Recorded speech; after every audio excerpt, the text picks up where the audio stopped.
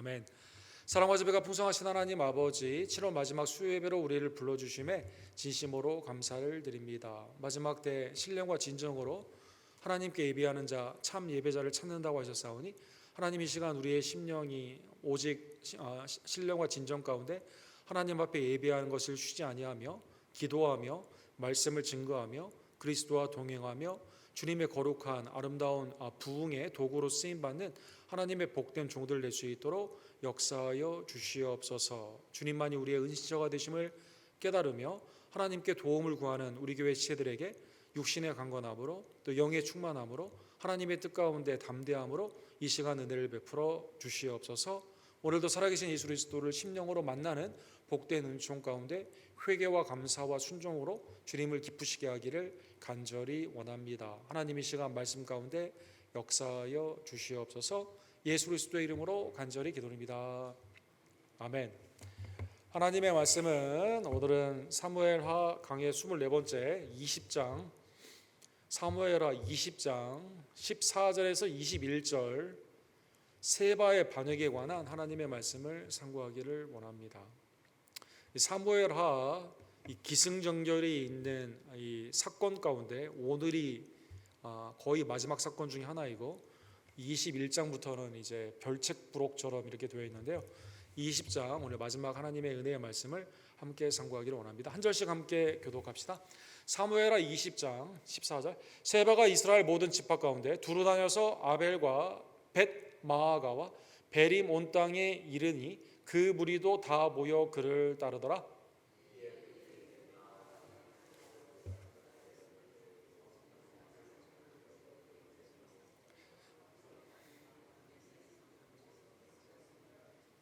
이에 그들이 벳 마아가 아벨로 가서 세바를 애우고 그 성읍을 향한 지역 언덕 위에 토성을 쌓고 요압과 함께한 모든 백성이 성벽을 쳐서 헐고자 하더니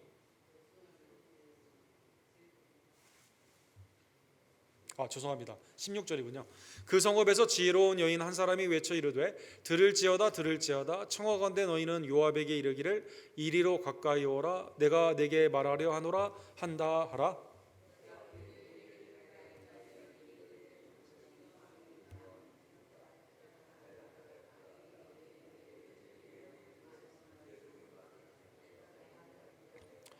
여인이 말하여 이르되 옛사람들이 흔히 말하기를 아벨에서 가서 물을 것이라 하고 그 일을 끝내었나이다.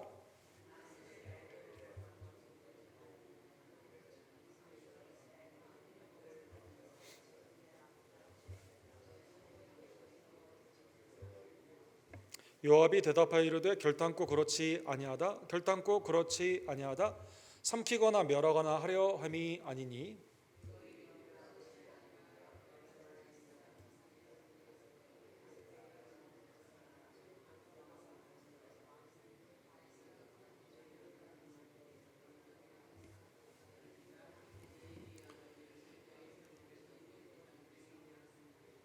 22절 같이 읽읍시다. 이에 여인이 그의 지혜를 가지고 모든 백성에게 나아가매 그들이 비그레의 아들 세바의 머리를 베어 요압에게 던지니라.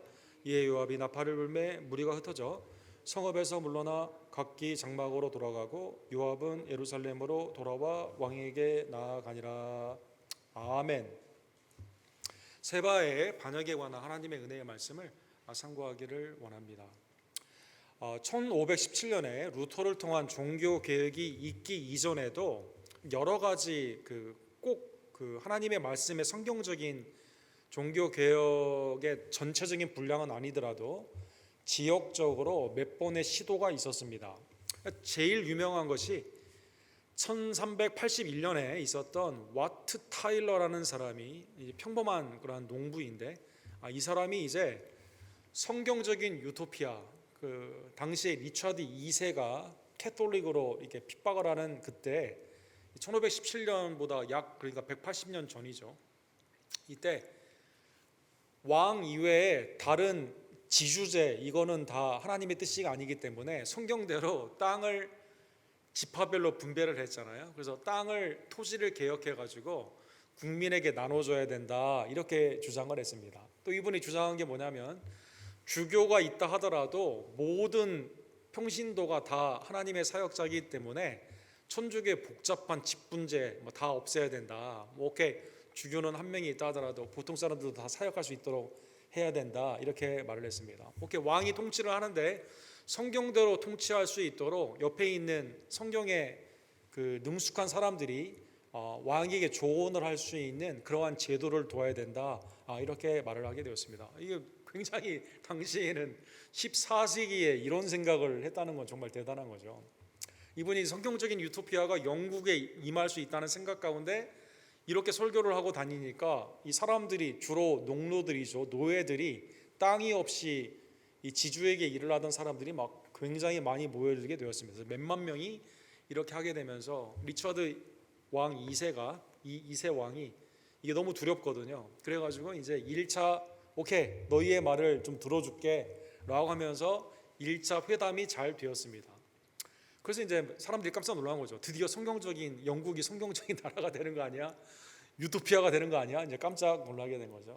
이분의 이 와트 타일러라는 이분의 심성이 너무 하나님을 믿는 마음이 지나쳐가지고요, 하나님의 뜻이 이 땅 가운데 이루어진다는 생각 가운데 이 원수를 사랑하라는 말이지 않습니까? 그래서 리차드 2세가 사람들 수없이 죽이고 자기의 후원자들, 따르는 사람들 많이 죽였음에도 불구하고 리차드 2세가 2차 협의 때 이거를 그대로 자기의 의견을 수렴할 것이라는 마음에, 이 사람이 악한 사람인 줄 알지만 그래도 원수를 사랑하는 마음으로 2차 회담이 하나님의 뜻 가운데 될 거라고 생각을 하며 2차 회담에 나아가게 되었습니다. 그런데 이제 리처드 2세가 아주 악한 사람이죠. 런던 시장을 통해 가지고 회의 가운데 나아가는 이 와트 타일러를 이제 죽임으로 말미암아 이게 좀 이루어졌으면 영국뿐만 아니라 전 세계가 완전히 다 정말 새로운 세상이 될 수도 있었을 텐데, 이 악한 사람으로 말미암아 이게 이제 안타깝게 오늘날로 소위 말하는 성경적인 쿠데타가 돼가지고 잘 될 수 있었는데 안타깝게 이루어지지 않는 사건이 있었습니다. 그래서 이 영국 런던에 가게 되면 왼쪽에 공원에 보면 이분들의 와트 타일러를 중심으로 한 당시에 정말 배우지도 못한 사람인데 이 성경을 어떻게 이제 구해가지고 읽어가지고 하나님의 뜻대로 하기로 했던 이 사람들, 평신도지만 진짜 신앙의 거인들이다라고 해서 이 와트 타일러 이 공원이 이렇게 런던에 있게 되는데, 이러한 시도가 당시에 있었습니다.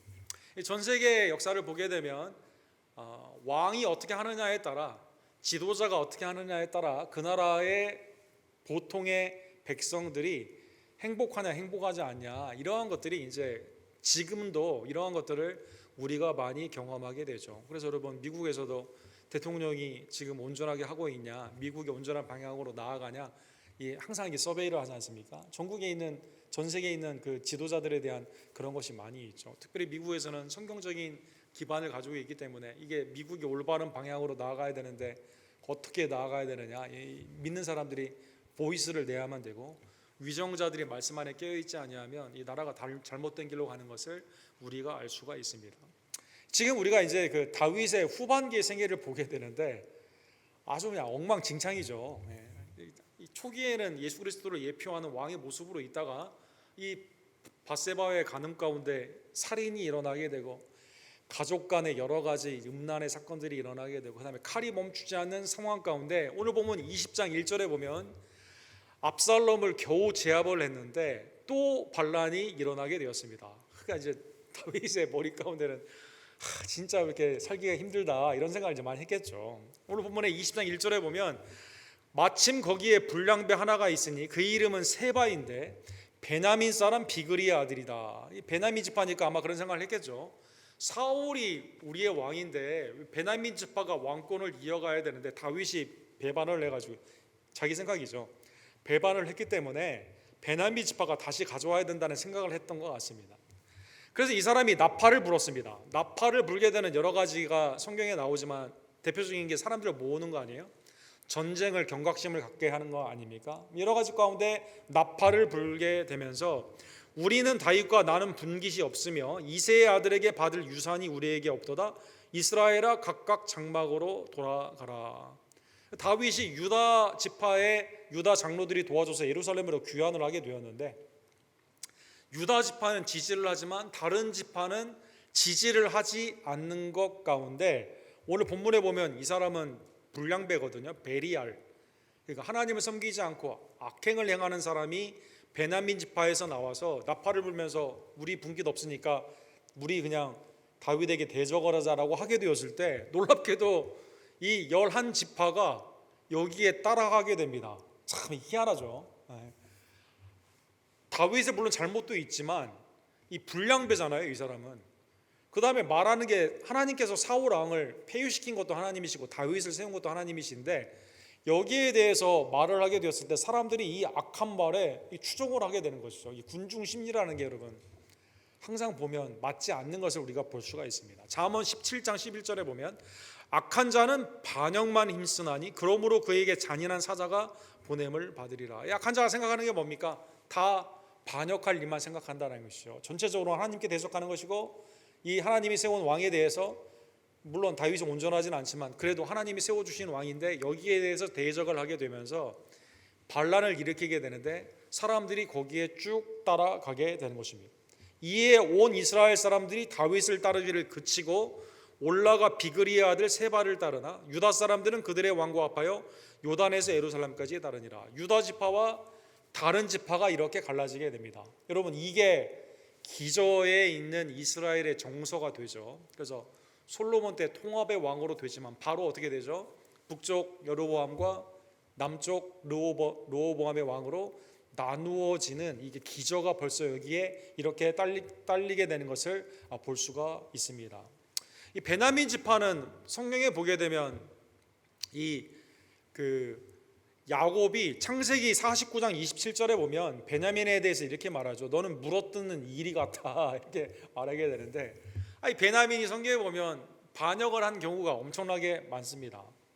대표적으로 베냐민 지파가 다른 이스라엘 지파에 대해서 불량배 출신들이 좀 악행을 행한 경우가 많이 있죠. 대표적으로 사사기의 마지막 부분에 보게 되면 레위의 첩을 기브아 사람들이 이제 단체로 성적 착취를 하게 되고 죽이지 않습니까? 그래서 이제 레위 사람이 이제 시체를 잘라가지고 각 지파에게 이 기브아의 베냐민 사람들이 이렇게 했다라고 보내게 되면서 전쟁을 하게 되죠. 이때 기브아의 불량배들만 베냐민 지파가 내어주면 되는데 내어줍니까? 안 내어줍니까? 베냐민 사람들이 안 내어주죠. 그래서 기브아 사람들 편을 들게 됩니다. 그래가지고 어떻게 되죠? 베냐민 사람들이 남자들이 몰락을 하게 됩니다. 사사기 20장 13절에 이렇게 되어 있습니다.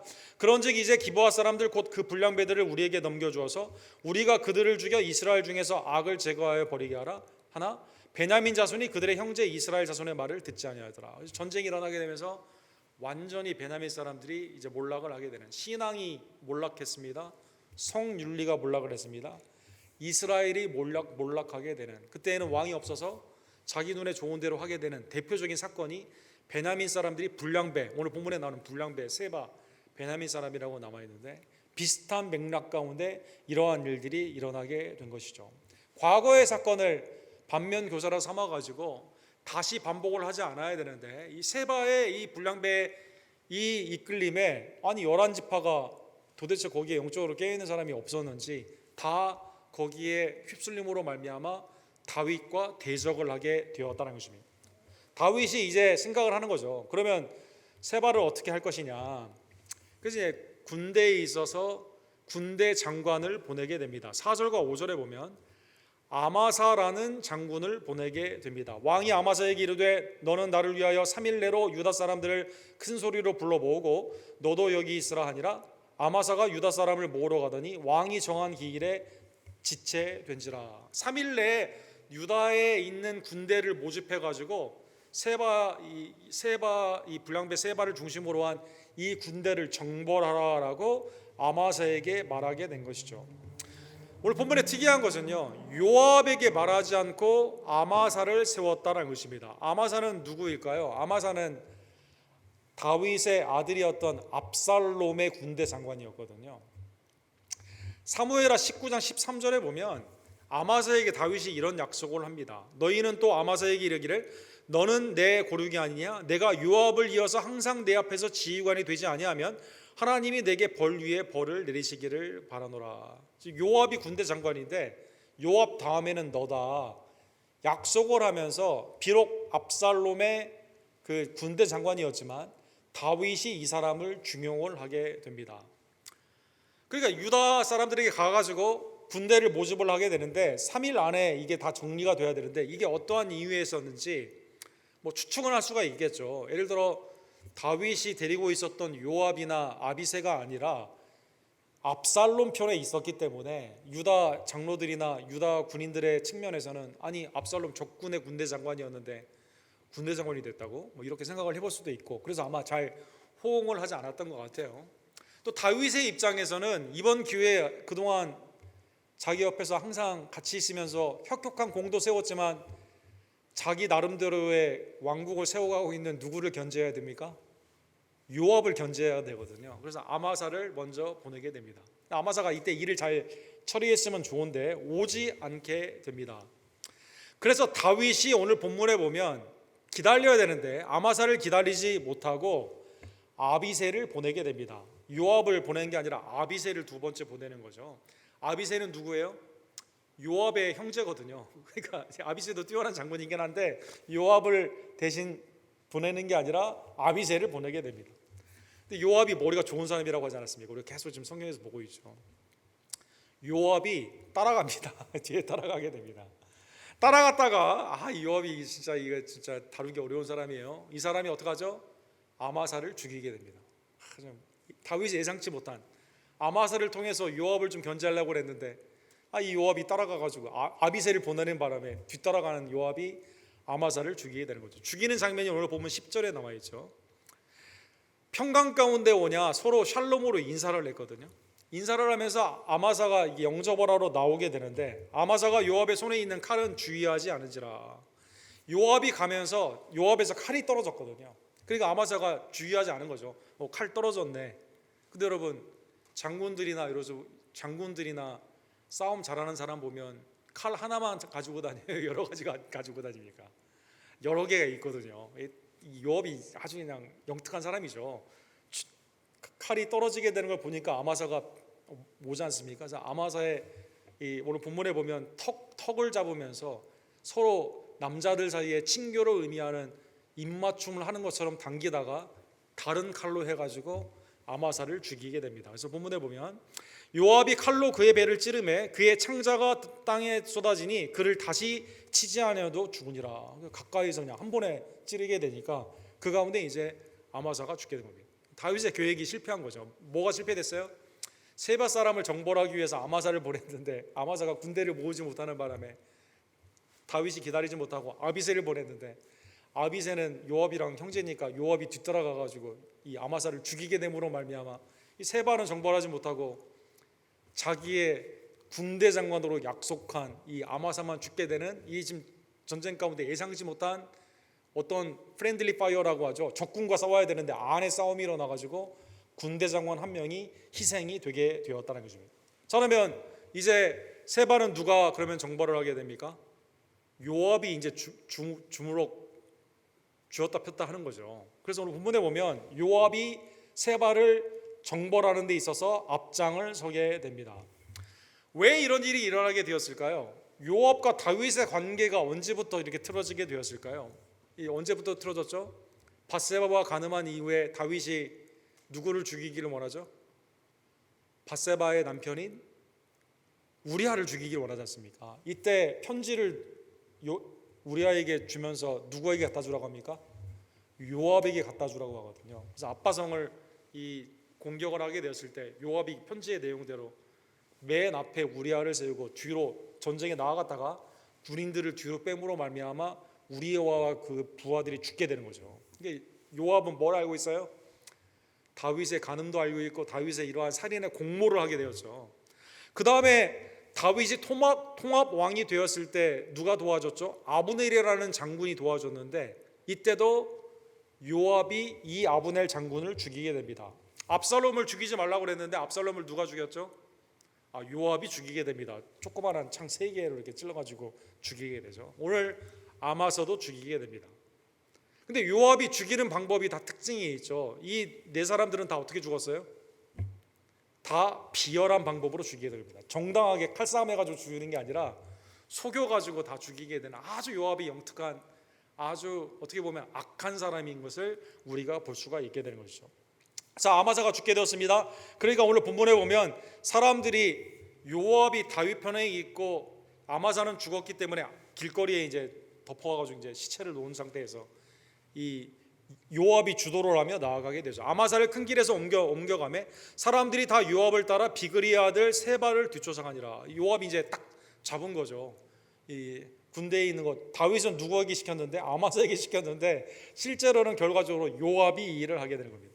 세바가 이스라엘 모든 집밖 가운데 두루다녀서 아벨과 벳 마아가와 베림 온 땅에 이르니 그 무리도 다 모여 그를 따르니라. 그죠? 오늘 본문에 보면 나오는 지역이 있죠. 아벨, 벳 마아가, 베림, 북쪽이에요. 납달리 지역의 북쪽의 지역인데 지금 북쪽으로 쭉 올라가게 되는 것입니다. 즉 승리는 지금 누가 하고 있는 거예요? 그러니까 요압이 쭉 밀어서 위로 올라가고 있다는 것입니다. 자, 이제 아벨성에 이 세바가 들어가게 되었습니다. 아벨성에 세바가 들어가게 되었을 때 요압이 어떻게 생각을 하냐면, 오케이, 그래? 그러면 여기에다가 바깥에 언덕에다가 성을 쌓아가지고 옆에서 여러 가지 방법으로 압박을 하면서 오공하는 사람들이나 아니면 무기를 통해서 이 성을 괴멸을 할 생각을 하게 됩니다. 그래서 본문에 보면 토성을 언덕에 쌓았다라고 나와 있게 되죠. 이 고대 성이 이렇게 있잖아요. 이 아벨이라는 곳도 요새인데 성의 형태로 되어 있는데 이거를 바로 치는 게 아니라 옆에다가 높이 비슷하게 성을 이렇게 짓는 거죠. 그러면 여기서 불화살도 쏠 수 있고 뭐 여러 가지 다양한 무기들을 통해서 돌도 던질 수도 있고, 그래서 이걸 토성을 쌓는다 이런 말을 하게 되는데, 그래서 이걸 언덕에서 하는 방법도 있고, 그 다음에 여러분 영화 같은 데 보게 되면 크게 빌딩처럼 쌓아가지고 이걸 밀고 가면서 위에서 전쟁을 하는 방법이 있는데, 완전히 괴멸하기 위해서 아벨을 포위를 시킨 다음에 애워싼 다음에 토성을 쌓게 됩니다. 이때 놀라운 것이 아벨성이 이제 다 죽게 된 거죠. 누구 때문에 죽게 됐어요? 세바 때문에 죽게 된 거죠. 세바 때문에. 납달리 지파들도 아마 세바를 지원하지 않았겠습니까? 그래서 다 죽게 되는 이러한 상황 가운데 요압은 아주 훌륭한 장군이거든요. 전쟁은 진짜 잘하거든요. 그래서 보면 16절에 보면 이때 한 여인이 지혜로운 여인이다, 이 여인이 등장을 하게 됩니다. 그 성읍에서 지혜로운 여인 한 사람이 외쳐 이르되 들을지어다 들을지어다 청하건대 너희는 요압에게 이르기를 이리로 가까이 오라 내가 내게 말하려 하노라 한대. 여인이, 아니 여기에 장군이 나온다던가 세바 쪽에 장군이 나온다던가 아니면 이 아벨성에 있어서의 그 대표인 장로가 나온다던가 아니면 유력한 누가 나와야 되는데 남자들은 어디 갔는지 없고 지혜로운 여인이 한 명이 딱 나오게 된 거죠. 성경에 보면 여러분 지혜로운 여인, 대표적으로 하나님의 은혜 가운데 이 여인이 이 앞으로 나오게 되는 것입니다. 그래서 아벨성에 있는 이 여인이 지혜롭게 나와 요압에게 말할 게 있다 부르게 되는데 요압이 여기에 어떻게 하죠? 응하게 됩니다. 놀랍죠? 아니 장군이 1대1로 나오는 것도 아니고 한 여인이 부르는데 하나님의 섭리 가운데 요압이 듣기 위해서 나오게 되는 것입니다. 이 여인이 17절에서 18절에 보면 요압에게 내 얘기 잘 들어, 내가 지금 한 얘기 잘 들어 하면서 요압이 그걸 잘 들을 수 있도록 포인트를 가지고 크게 두 가지의 측면에서 말을 하여 줍니다. 18절에 보면 옛사람들이 흔히 말하기를 아벨에게 가서 물을 것이니라고 그 일을 끝내었다. 이 아벨이라는 성이 굉장히 역사적인, 우리 성경에는 구체적으로 어떤 일이 있었는지 나오지 않지만 당대 모든 사람이 이해할 수 있을 정도로 무슨 일이 있잖아요. 그러면 이게 옳은지 틀린지를 모르면 이 아벨성에 가서 물어보면 됩니다. 그래서 여기에서 지혜로운 자가 많기 때문에 이렇게 하라고 하면 모든 아규먼트가 거기에서 끝나게 됐다는 거죠. 아벨의 집, 오늘 본문에 보면 벳 마아카 이렇게 돼 있는데 마아카의 평원이다 이렇게 라는 뜻이거든요. 그래서 납달리 위쪽에 있는, 위에는 시리아예요. 경계 지역에 있는 요새인데 아마 여기에서 전쟁이나 국가의 여러 가지 형태 가운데 여러분 중간에 중심을 잡아주고 어떤 게 하나님의 뜻인가 말을 하는 역할을 하게 되는데 아마 아벨성의 지혜로운 자들이 그 일을 했던 것 같습니다. 그래서 첫 번째, 여인이 야, 너 아벨성 망하게 하면 안 된다고, 여기는 역사적으로 우리가 결정하는 것이 갈등의 해소가 되게 되고 하나님의 뜻이 무엇인지를 아는 지혜로운 성이기 때문에 여기를 다 쳐서는 안 된다, 이렇게 말을 하게 됩니다. 그러니까 요압이 계속 말해보라고 말을 하게 되죠.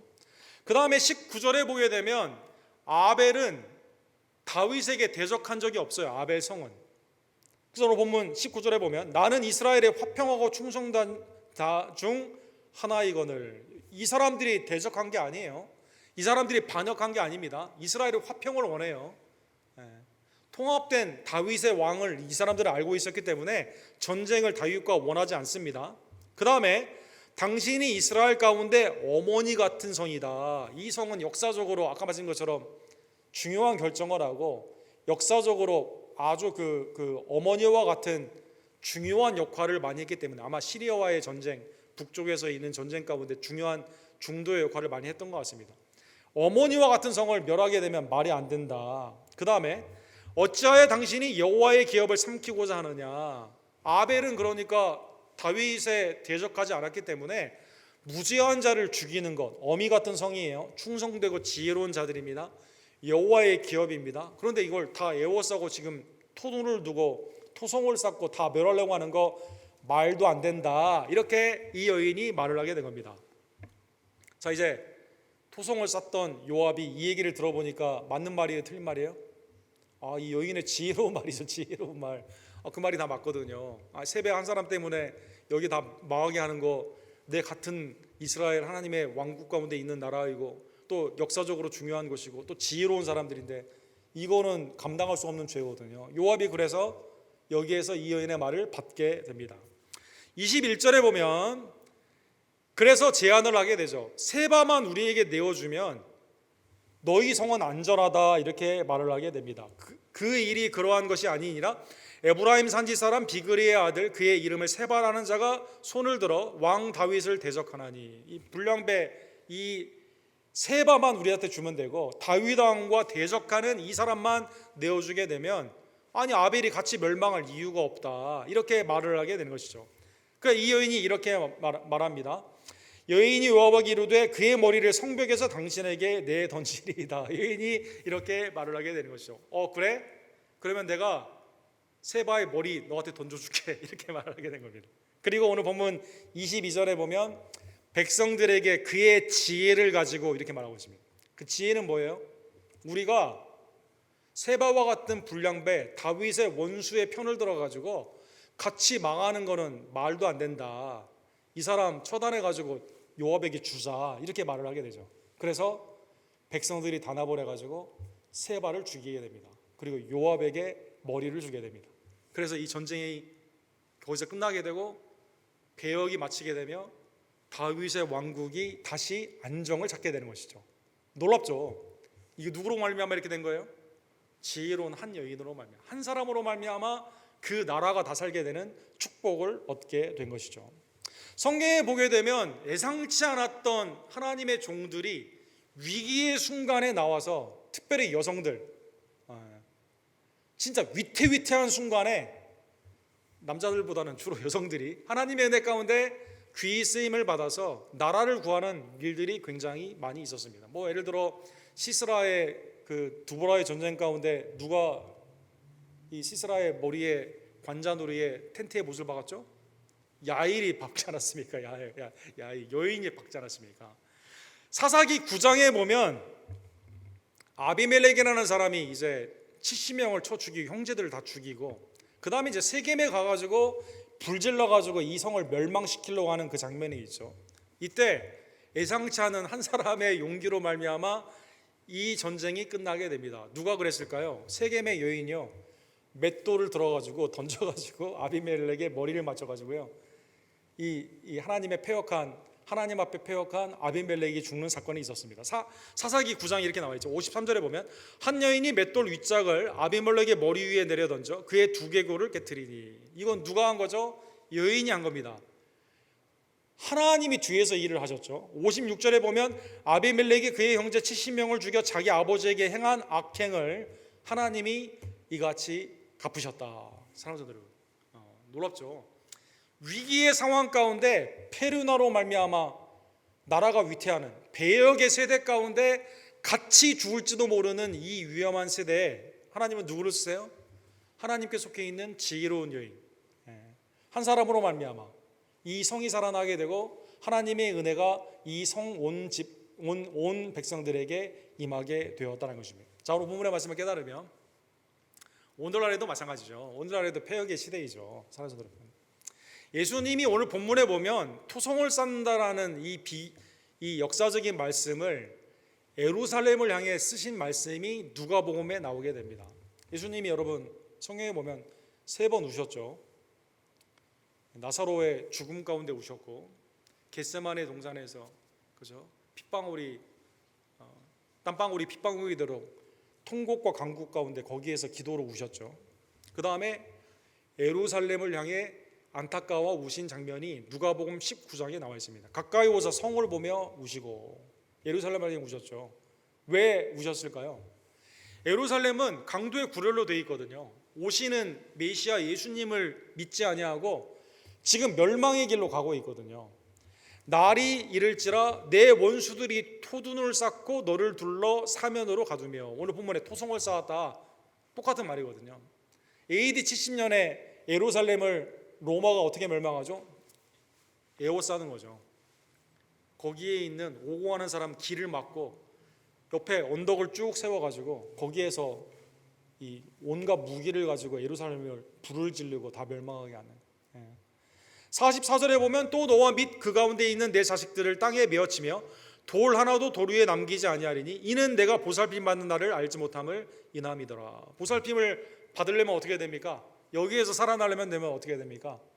세상의 배역에 참여하지 아니하고 믿음으로 예수님을 영접해야만 된다는 것입니다.